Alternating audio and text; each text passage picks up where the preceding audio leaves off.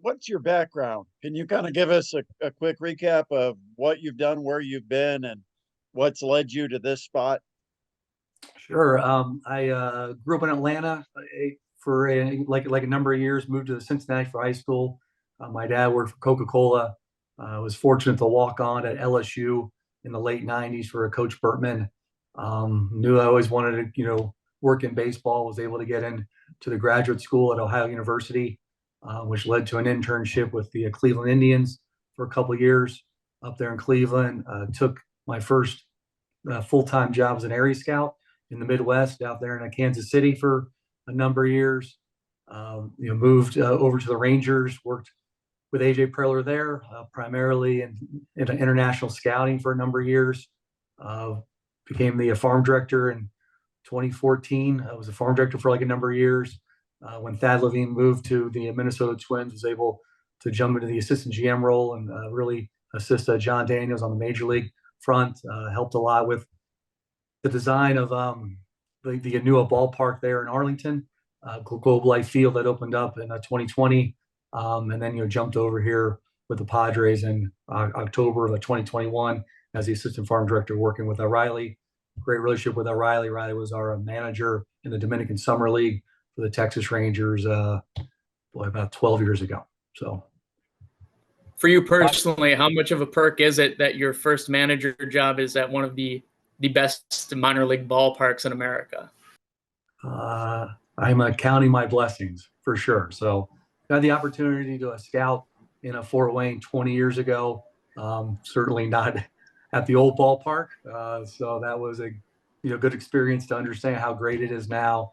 I actually scouted Josh Van Meter in 2013. I was like a cross-checking that year. Had the chance to see the ballpark. Never was able to jump inside and see it, but was in the area back in 2013. And then when I jumped on with the Padres in October of 21, everybody told me how great it was in a Fort Wayne, how like first class the organization is, how much you would love the ballpark, how engaged the fans are. And then when I was able to come up, a couple months later, it exceeded expectations. So I am thrilled, fortunate, lucky to be in Fort Wayne, and really looking forward to a great year. Obviously, your first role as a manager here, what made you want to move from the front office into a managerial role? Thanks, Dylan. I mean, I think I've had the opportunity for like a number of years working in player development, and I've been able to see really like the positive impact that a lot of managers have been able to have on players and on staff. It was something that interests me. I was fortunate to be, in the Padres over the past couple of years, so have an opportunity to get to know the players, get to know, other coaches within the system, and then it just lined up really well. Very, very fortunate that AJ and Riley, provided me with the opportunity to be able to pursue this this year, and couldn't have landed like a better spot here in a Fort Wayne. So just hoping to be able to make a positive impact on players and staff, which is what I've been fortunate enough to be able to see like a number of really, really good managers do for the past couple of years. You have that macro sense, or that that bird's eye view of the entire farm system with the Padres. How does that change now that you're going to work on a more day-to-day basis, working with some younger guys who are working their way up the farm system? I think it's a great question, Josh. I mean, I think it's going to be really helpful. I think when you're able to have a little bit of like a bigger picture view, and now you're able to really operate day in and day out with the players, with the staff, to be able to do the things that you're wanting to do with the players and to help them along their journey, day in and day out. I think having that perspective of a little bit bigger picture is going to be very helpful. Taking on the role here of a manager this year. So again, it's going to be unique and different. It's certainly going to be some things that I'm going to miss, from the current role, but there's a definite excitement to be able to roll up the sleeves and work with the players, grind with the players day in and day out, and really get to be with our staff each and every day. What's your personal philosophy on that balance between player development and staying competitive, winning games, or do those things just kind of naturally go? Yeah, I mean, I think that they naturally go together. I think the best way to win games is to have really good players, and when the players are playing well, when we're pitching well, playing really good defense, when our guys are hitting, if our guys are doing what they should do, need to do, capable of doing like on a daily basis, then we feel at the end of the night that we're going to have like a really good opportunity to be able to win games. So what it comes back down to is this like the individual development of the player, but really striving, day in and day out for them to, really be able to prepare in the right way, be ready to go for a 7 o'clock, and then to go out there and to perform and have fun and to play fast and free. And if they're able to do that with a lot of confidence, then we feel that we'll be pretty good at 10 o'clock at night once the game's over. How do you define the role of manager at this level? Obviously, it's different at every level, but when you look at what this job is and what you expect the job to be, how do you define it? I would, define it that I think it's an everyday thing. And I think what that is, being able to kind of outline the vision of what we're trying to execute on every day, making sure that we're working with Jed Morris and Thomas Eshelman and Pozo and Chandler Craig and Lauren Gottschall, our staff, in terms of what are the individual things that we need to do with the players, day in and day out, and making sure that we're executing on those objectives and goals. So again, I think it's a lot of coordination. I think it's a lot of conversation. I think it's making sure that we're on the right path with the individual player day in and day out, and that they're doing everything that they need to do that's really required of the players at the A-ball level, from the S&C side, from the drill work, from the on-field practice work, and then working with Riley and with our leadership group to make sure that we're putting players in the right positions on the field, to make sure that we're following the vision of the player, the overall vision that the organization has of the player, and making sure that we're executing on that daily, weekly, and monthly. When you obviously were looking for this managerial opportunity and talking to AJ a little bit about that, what were the conversations like? Why did AJ think that Fort Wayne was the right place for you in terms of the affiliate that he chose for you? Well, I'm fortunate that Fort Wayne picked me too. So I mean, like to be in Fort Wayne is I'm very, very lucky.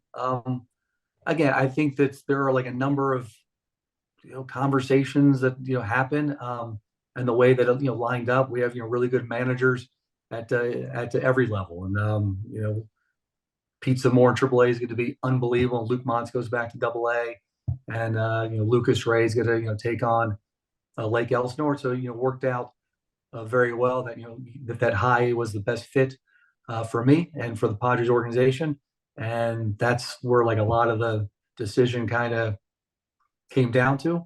But again, to be able to land in Fort Wayne, I count myself very, very fortunate. What kind of challenges do you kind of expect, transitioning from this front office role to a first-time head coaching managerial position for you? I think a little bit of the unknown, Justin. I think just kind of, I've been around it for a number of years. I have expectations about what I think it's going to be like, but I think actually going through the grind day in and day out, I think that's like the biggest area that I'm just not really sure about. I think that I know.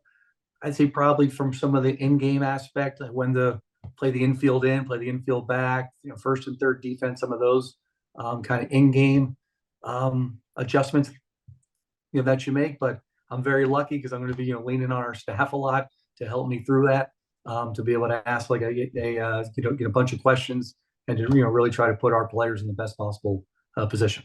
You talked about speaking with Johnny Matthews a little bit. What advice did he give you about managing in Fort Wayne specifically?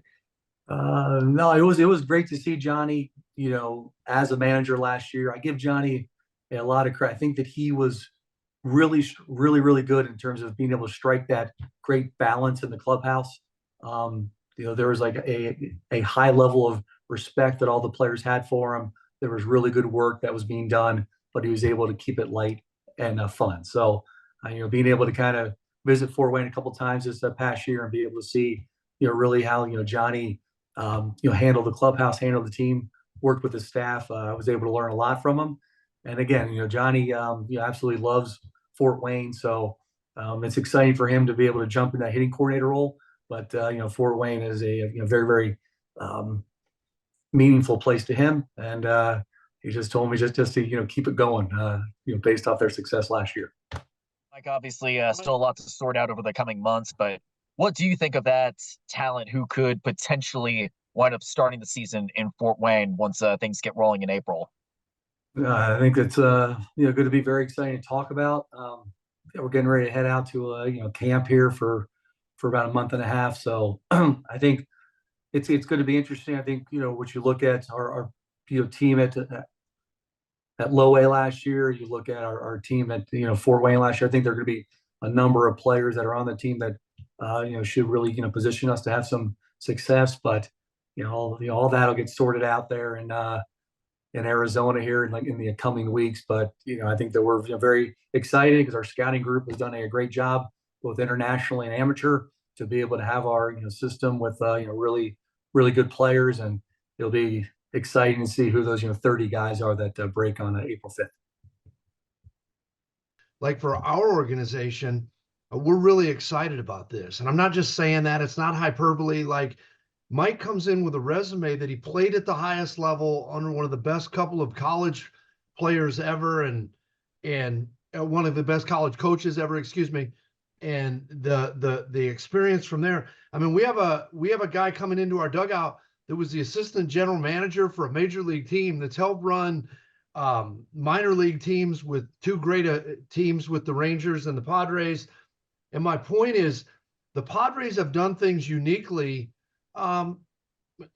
for quite some time, and we've reaped many of the benefits of that. And it's exciting for me personally to have somebody with this resume come into the dugout, but then also see, what does it mean? Like, you've got somebody that's run minor league systems, but now they're going to be so ingrained with the day-to-day operation and what it takes and the players.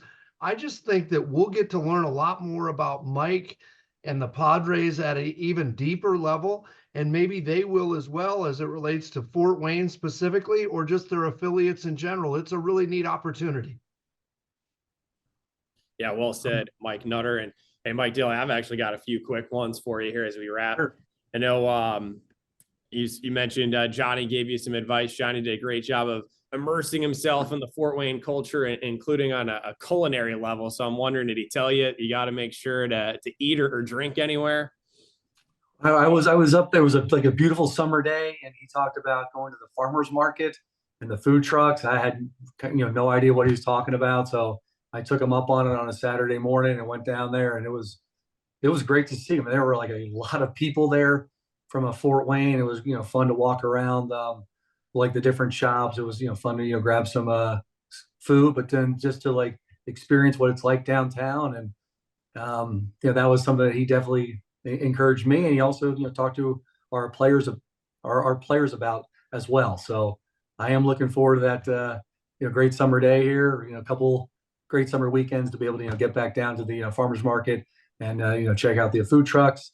Mike Nutter was nice enough to take me over to the electric works, which was like super nice. I mean, just to kind of learn more about that history there of like the different buildings there, and also had the opportunity to check out the land. And so I think that's just the tip of the iceberg. I think there's some other great spots. I'll be looking forward to get everybody's recommendations on what to check out when I'm up there in Fort Wayne for the season.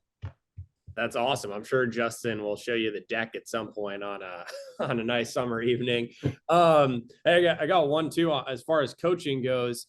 I know over the last couple of years you've jumped in here or there when other coaches have time off. So you've managed at different affiliates before. I know you've managed, fans don't get to watch the fall instructional league. They don't get to watch spring training, what goes on in the Dominican, but no, you do have those professional managing experiences. So, how are those going to be helpful for you now?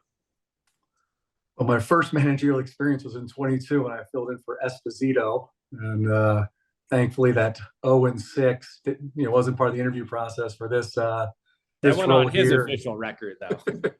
You ain't lying. Espo's got that 0-6 on his record. It worked out good for Espo. He's in the big league. So, but yeah, it was like a little bit better, like last year in AAA, filling in there. But yeah, it was very exciting and different and new to be able to do it in August of 2022.